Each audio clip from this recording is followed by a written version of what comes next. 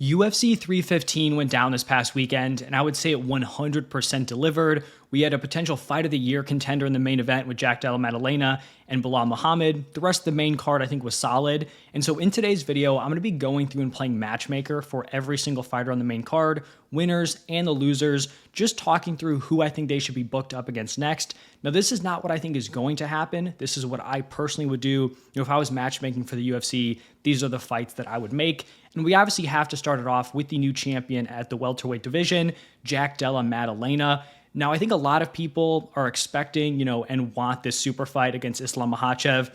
I imagine that is what's going to happen. It seemed like heading into the fight, if Belal won, Islam would stay down, potentially fight Ilya at International Fight Week. If JDM won, then Islam would kind of get the go-ahead to move up to 170. Personally, even with JDM winning, that's not the fight I want to see.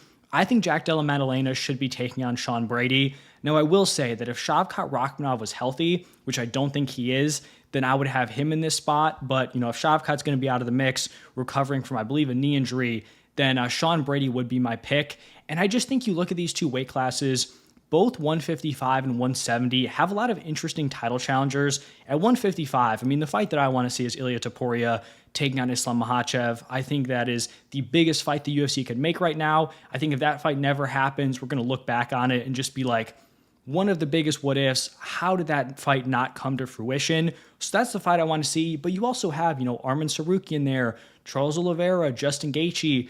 I just don't think Islam Makhachev has cleared out the division to the point where he should be moving up to 170, especially when you have a bunch of fun matchups just kind of sitting there. And then for 170, it felt like the division was kind of moving slowly. There wasn't a ton of turnover. It was kind of clogged up. You had a lot of the veterans just kind of hanging around, some undeserved title shots, Colby Covington specifically, like against Leon Edwards. And it seems like now there's a lot of younger, kind of fresh names in the weight class pushing their way towards a title, right? You have Shavkat, you have Sean Brady. You also have Ian Gary, who's making waves. You have Joaquin Buckley, who's booked in a main event against Kamaru Usman. You have Michael Morales, who's main eventing against a veteran in Gilbert Burns, this upcoming weekend. So you just have a lot of young, fresh names. And for both weight classes, I just don't want to kind of clog them down and, have all these guys just waiting for title shots. I think both are fun. So why are we going to stall both of these weight classes? That's kind of my take. Now, like I said, if Shavkat was healthy, ready to go, I would have him in this fight. But if it's not Shavkat, I do think Sean Brady is the more deserving guy here, coming off a super dominant win against Leon Edwards. His only career loss was against the former champ in Belal Muhammad. So that is the fight that I'd be looking to make here. JDM taking on Sean Brady. Let's wait at least one more matchup before we get Islam, potentially moving up if he can get past Ilya, which is like, I said, the biggest fight I think the UFC could make. Then the loser of that main event, Belal Muhammad, kind of in a tough spot here. So he went out, had a super entertaining fight against JDM. A lot of people gave him a lot of grief for being a super boring fighter, a boring champion. He didn't have a boring fight, but he did lose the belt. And at this point, he's 36 years old. He's still not going to be a fan favorite, even after that fun performance. And so I don't think he's someone that the UFC is going to do a ton of favors for. I think he's probably going to get fed to some younger, up-and-coming fighter. I don't think he's going to get some sort of established big-name matchup. And so I would book him against Michael Morales. Now, this is obviously assuming that he gets past Gilbert Burns, which I do think he will in their upcoming main event. And at that point, Michael Morales will be ranked probably around the number 8 spot. He'll be 6-0 in the UFC, 1 to 2 big wins away from a title shot. And I think the UFC, could and potentially should use Belal to kind of push Michael Morales up there, get him an opportunity against a former champion, and kind of see what he can do. So Belal versus Morales would be my pick. And then looking at the winner in the co-main event, Valentina Shevchenko, I kind of poo-pooed the idea of the super fight between Islam Makhachev and JDM. I'm going to campaign for the super fight between Valentina Shevchenko and Zhang Weili. I just think at this point, it's time. Zhang Weili has won 5 straight. All have been super dominant performances. Her only losses in the UFC, and I believe in her career, have been to Rose Namajunas. There's no really compelling title challenger at 115. Right at 155, you have Ilya, you have Oliveira, you have Sarukian, you have Gaethje. You don't have those big names, who have earned title shots down at 115. Now, I totally think you could go with Natalia Silva. I think she's definitely deserved the title shot, at 125. but I just think this is probably the biggest fight you can make between active women in the UFC. And I think it's one you want to make, before it's too late. So Valentina Shevchenko taking on Zhang Weili is the next title fight I would make. Next up, we have the loser from the co-main event in Manon Fiorot, and I think she should take on Jasmine Jasudavicius. Now, this women's flyweight division is, completely up in the air at this point. You had two matchups on this main card with Fiorot and Valentina, and then you had Grasso taking on Silva. You also had Jasmine Jasudavicius fighting on the undercard. You have some upcoming matchups between Macy Barber and Erin Blanchfield, and then also Rose Namajunas and Miranda Maverick. So there's going to be a ton of movement in this weight class, within the next month or two. A lot of things are kind of up in the air, but I do think this is a matchup that does make sense. Fiorot lost a very close fight. She was ranked number 2 heading into this one. She's probably going to be ranked number 3 after they adjust the rankings, move Natalia Silva up. Jasudavicius will likely be ranked number 7 once they adjust the rankings. She's coming off a round 1 submission win against Jessica Andrade. Super impressive. She's on a 5-fight win streak. 3 of those have been submission wins. So I do think we're in a spot where Fiorot should be fighting down after losing that title shot, and then Jasudavicius should be fighting up. This is kind of a striker versus grappler matchup, Fiorot being the striker, Jasudavicius being the grappler, and I just think looking at the rankings, it's a matchup that does make a lot of sense. Now let's talk about this Aiemann Zahabi Jose Aldo fight. From the winner perspective in Aiemann Zahabi, I think he should be taking on Rob Font. Now, I will put it out there, I don't think he won this fight. I thought Aldo won the first and the second round. I did 29-28 Aldo, but at least he went out there and fought a fun fight. We saw it in Aldo's last fight, right, where he lost a controversial decision. I once again thought he won that one against Mario Bautista, but Bautista kind of just held him against the cage for the third round. Not a super fun performance. Zahabi at least went out there, and even though I don't think he won, he, stood on the feet, he struck with Aldo, he stayed active, he kind of pushed a pace on him. So I think his stock should 100%, should rise. Even if he lost this fight, I do think he, made a good account of himself. So he will likely be ranked number 11 when they adjust the rankings. He's on a 6-fight win streak, should continue to fight up here. Font is ranked number 8, and he actually is coming off of back-to-back wins, kind of fighting down against Kyler Phillips and Jin Matsumoto.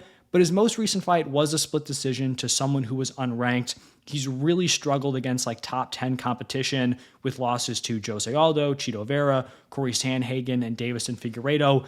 I think this is a fun matchup. It's, interesting for both of them. Striker versus striker. I think Zahabi versus Font is the fight to make. And then unfortunately, the loser from that fight, Jose Aldo, I thought he won, like I said. It also seems like he, potentially retired, didn't really say the words retire, but talked about how he doesn't know if he wants to continue going through this, had a rough fight week. But in his post-fight interview, and even some of the stuff he said over the last couple of days, after the fight, it's an emotional time. This is back-to-back losses where I think he thought and a lot of other people thought he won both of them. He had a tough weight cut, right? Couldn't make 135. They had to push the fight up to 145.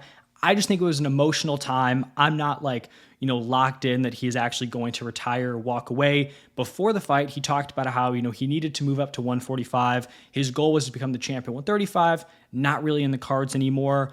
I think he's going to have one more fight. I think more likely than not, he fights again in the UFC. I think some time's going to pass once he realizes he doesn't have to push his body to make 135. I think he could maybe do one more at 145 or continue fighting. He still looks good against ranked competition. I think he should be on a 3-fight win streak. He's not, but still very competitive against the best in the world. And at 145, I think Dan Ige is a very interesting matchup. He's someone who's ranked in the top 15, currently number 14. It's a striker versus striker matchup.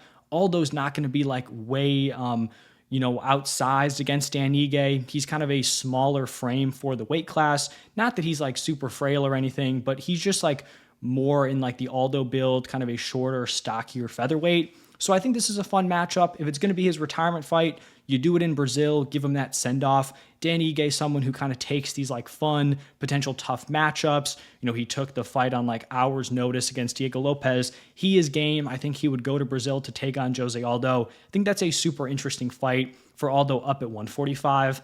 Then we have Natalia Silva, who I think, definitely could have earned herself a title shot with her performance against Alexa Grasso. 30-27 Grasso, which is just super impressive. Now, I actually don't have a next opponent for her. I think she should be the Valentina Shevchenko, Zhang Weili backup fighter. Now, you could say, why doesn't she just fight on the same card, pick up another win? I just think when you look at what she's done so far, 6-0 in the UFC, she has a very difficult style to beat. I think in the weight class of women's featherweight, there's not a ton of super interesting matchups. There's not a ton of clear top contenders. And so I'm just not really interested in trying to burn off, a fun, marketable contender here, Natalia Silva. Because if she goes out there, fights someone else, sure, she could win. But I don't think she's really going to add to her excitement coming into a title shot. I think most people would acknowledge she's earned it with that win against Alexa Grasso. So let her be the backup. She can take on the winner. Now, if Weili wins, maybe Valentina gets another immediate rematch. We'll see. But I do think she's earned it at this point. If Weili wasn't knocking on the door of a super fight, then I think, she 100% could fight Valentina Shevchenko. That's kind of my thought process here. In these divisions, I'm just not trying to burn super deserving contenders. And then the loser from that matchup, Alexa Grasso. Now, it's kind of, a matchup that's up in the air, but I think she should take on the winner of Rose Namajunas, Miranda Maverick. You have Barber and Blanchfield, Rose and Maverick fights coming up. If Macy Barber wins, once again, don't really like the idea of killing off someone who could potentially challenge for the title. If Blanchfield wins, that could potentially make sense because I don't think Blanchfield is one win away from a title shot. But I think whoever wins between Rose and Maverick, either one of those matchups does make sense here for Alexa Grasso. The winner of that fight would be ranked at number 6. Grasso could stay ranked number 1. She also could move down to number 2, maybe number 3 after this loss to Natalia Silva. So she's going to have to fight back. Winner of the Rose Maverick fight should be fighting up. I think that's a fun matchup between either of those women.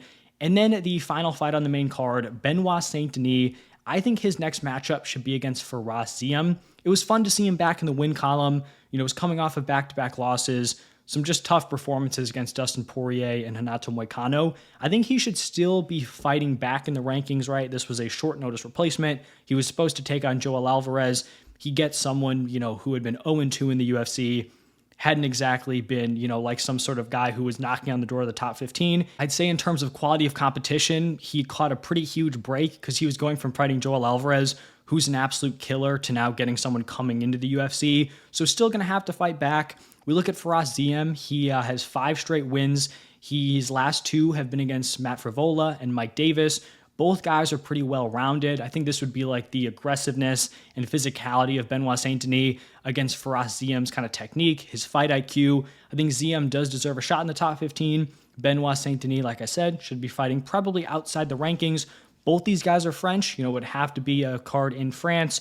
Could be the main event, probably more likely a co-main, but a fun fight. Both guys from the same country taking on each other would be huge in France. I think that is the fight to make. And then the loser from that fight, Kyle Prepolec. I think he should be taking on Jamie Mullarkey. Obviously, taking a short notice fight against Benoit Saint-Denis is extremely tough. This is his second UFC stint, but he is now 0-3 overall. I think you put him against another striker kind of on the bubble of still being in the UFC. Jamie Mullarkey has lost back-to-back fights, knocked out in the first round in both of them. He has lost 3 of his last 4. I think this is a must-win fight for both these guys. Kind of have similar stakes, so I think this fight does make sense for Prepolec. But that is going to wrap it up for this one. If you guys enjoyed the video, hit the like button, subscribe. Thank you all for stopping by, and I will see you in the next one.